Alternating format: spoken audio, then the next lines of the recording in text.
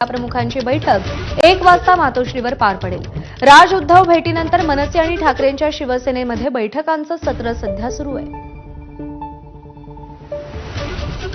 ठाकरेंच्या शिवसेनेच्या मुंबईतील आमदार आणि खासदारांची उद्या बैठक आहे, तर मनसेच्या पदाधिकाऱ्यांची आज बैठक बोलवण्यात आली आहे शिवतीर्थ या निवासस्थानी। तर उद्या मातोश्रीवर ठाकरेंच्या आमदार आणि खासदारांची बैठक होणार आहे। काल दोन भावांची दोन महत्त्वाच्या राजकीय नेत्यांशी 2.5 तास चर्चा झाल्यानंतर आता व्यक्तिगत पातळीवर पक्ष पातळीवर बैठकांना सुरुवात झाली आहे।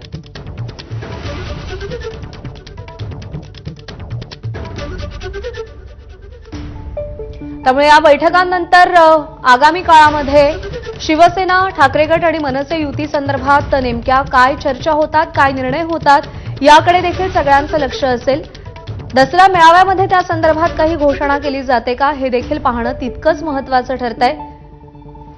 याआधी मराठीच्या मुद्द्यावरून दोन ठाकरे बंधूंनी संयुक्त मेळावा घेतला। त्याच्यानंतर उद्धव ठाकरेंच्या वाढदिवसाला राज ठाकरे हे मातोश्रीवर गेले होते। गणपतीमध्ये उद्धव ठाकरे शिवतीर्थ या निवासस्थानी आले होते आणि काल या दोन भावांमध्ये आणि दोन पक्षप्रमुखांमध्ये 2.5 तास चर्चा झाली आहे।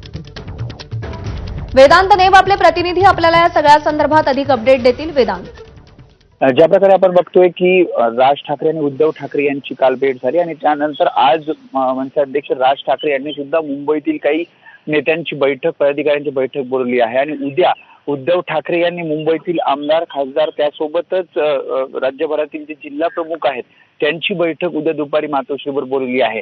आता ज्या प्रकारे चर्चा दोन पक्षप्रमुख, पक्षाध्यक्षांमध्ये होत आहेत, तर त्या चर्चा आता नेत्यांपर्यंत पोहोचतात आणि त्यानुसार पुढची तयारी, पुढची रणनीती महापालिका निवडणुकांच्या अनुषंगाने करता यावी यासाठी या बैठका आहेत का हे बघावं लागेल। कारण आपण बघतोय तयारी तर दोन्ही पक्षांकडून सुरू आहे, मात्र अधिकृतरित्या अद्याप युती संदर्भात जाहीरपणे मोठे नेते बोललेले नाहीत आणि त्यामुळे जर युती होणार असेल तर आपल्या नेत्यांना सुद्धा त्याबद्दलची माहिती बरोबर। आणि त्यामुळेच आता पक्ष पातळीवर देखील बैठकांना सुरुवात झाली। आज राज ठाकरे बैठक घेत आहेत, उद्या उद्धव ठाकरेंची बैठक होणार आहे। वेदांत, अपडेट जाणून घेत राहू। तुर्तास धन्यवाद। राज्याचे उपमुख्यमंत्री अजित पवार आजपासून पुन्हा सक्रिय होत आहेत आणि